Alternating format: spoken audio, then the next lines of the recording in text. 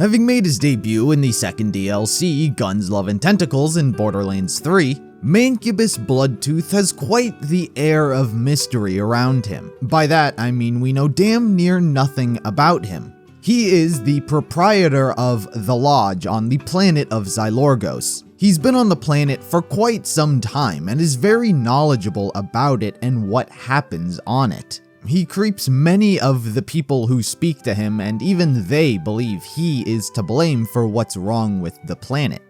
So I've got this corkboard, right? Covered in newspaper clippings and pictures and red yarn. The whole shebang. I finally put the pieces together because I'm not crazy. I'm just the only one who sees it. The bonded are bad, sure, but him? It all comes back to him. Mancubus freaking Bloodtooth. I mean, just listen to that name. He must be the source of all our troubles. It's the only thing that makes sense, right? I mean, he's so freaking creepy. How could he not be evil? I don't trust that guy. No siree.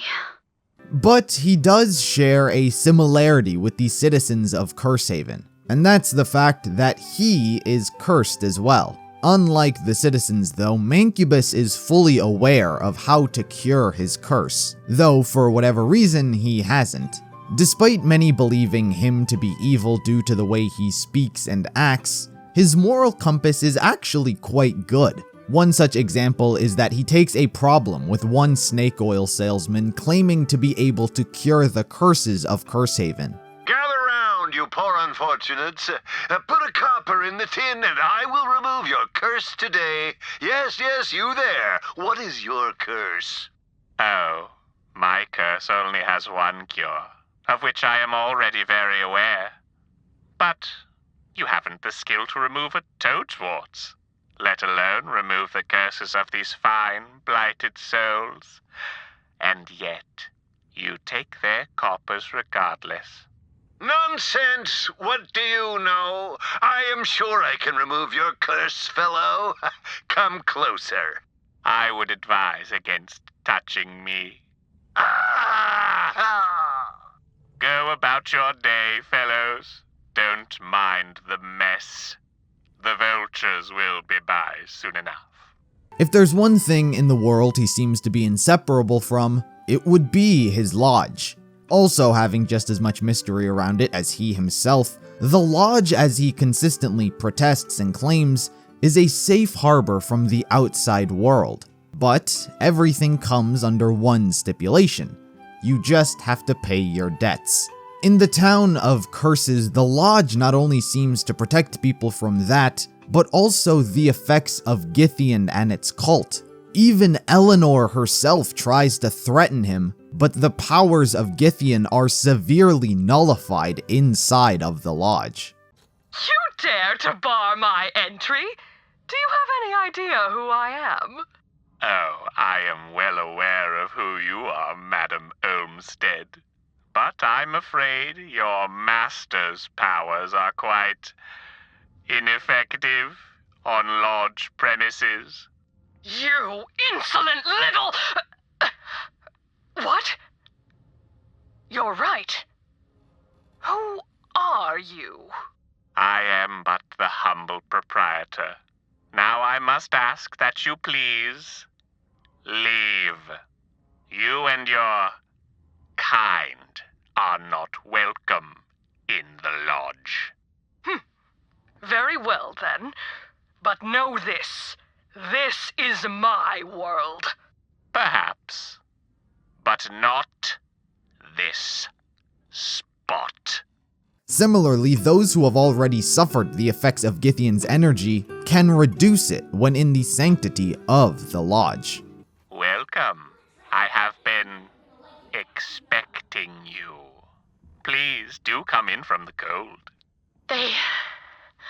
They're quiet here. How? Consider this lodge a safe harbor, so long as you settle your debts. The heart still beats! Now, we'll have none of that here. I've seen such terrible things. Things you couldn't possibly understand. You might be surprised. Mancubus also has a hobby of collecting very rare and specific items. He's gone out of his way to obtain such things from various people and parts of the world. He at one point enlisted Aista to hunt a beast for its fangs. I see you, dark spirit. Name yourself and prepare to slash. No need for such extravagances. I am but a humble servant with no pugilistic intent.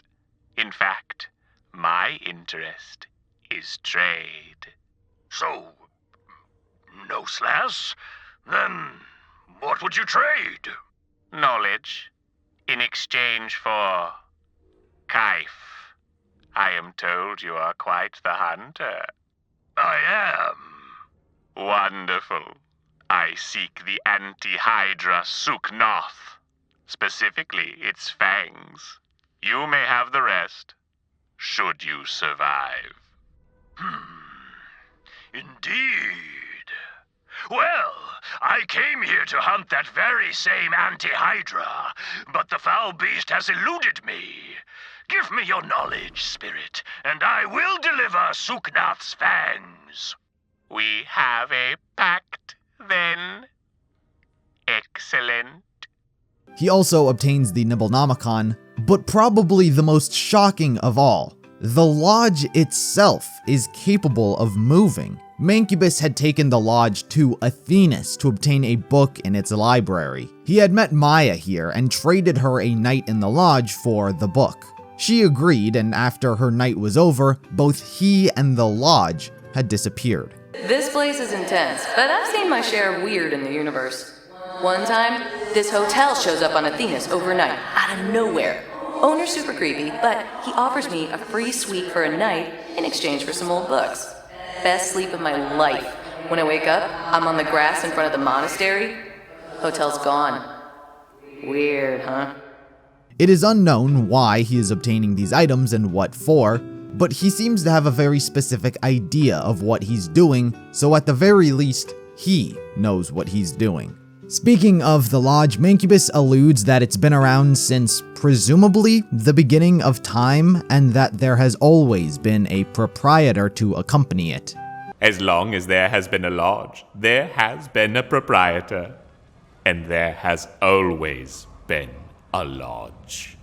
Anyway, at some point in time, Wainwright and Hammerlock book a wedding on the planet, and the Lodge is where they are staying. Mancubus, as always, tries being the warm, welcoming host, but after Wainwright gets afflicted by Githyan's cult, Mancubus provides shelter and protection from its power, slowing the effects of its energy. Throughout the DLC, he helps inform and point the Vault Hunters in the right direction, and inform them about the history of the planet. Ultimately, the characters are successful in stopping the cult, and Mancubus serves as the host for everyone when they celebrate. Also in this DLC, it is important to note that there are various eldritch statues scattered across the planet that Mancubus wants destroyed. Once you comply with this request, there is a statue of Mancubus's own he keeps in the Lodge's cellar, named Hiphonius. He apparently hadn't seen Mancubus in a long time, but either way, he warns the characters of the type of man that he is.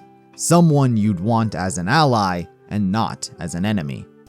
Who calls me? Oh, it's you. I was expecting my old friend and compatriot, the proprietor. But while I'm here, a bit of advice for you. Treat the proprietor well, and respect the Lodge, and you will find in him a powerful ally. But I caution you, do not overstep your bounds. There is a limit to even that one's hospitality. And as they say, beware the fury of a patient man. Like pretty much everything in Mancubus's possession, whatever Hiphonius is a mystery. Another fun fact about Mancubus is that he's voiced by Aaron Hansen from the Game Grumps. Also, Mancubus says that he is 20 years old. A lovely party. We haven't had such a large group in a long time. Not too long, mind you, since I am a normal age for a human. Yes, I am quite normal in all respects for someone who is 20. But within that statement, it is very similar to a gag that the Game Grumps had of having someone pretend to be human, which on Mancubus similarly works since, like the Lodge, it is hinted at that he's lived much longer than a human, making him something else. His full name is Phil. Philip. But we shorten it for convenience. I'm too busy for such things. As a human. As humans do. Humans. But for now, that does it for the history of Mancubus Bloodtooth. Quite the intriguing character with a mysterious set of skills. Undeniably, he will play some sort of role in the future. Question is, what is it? But anyway, guys, if there are any other characters you'd like to see me do the history of, then be sure to let me know in the comments below, and until next time, I'll see you in the next video.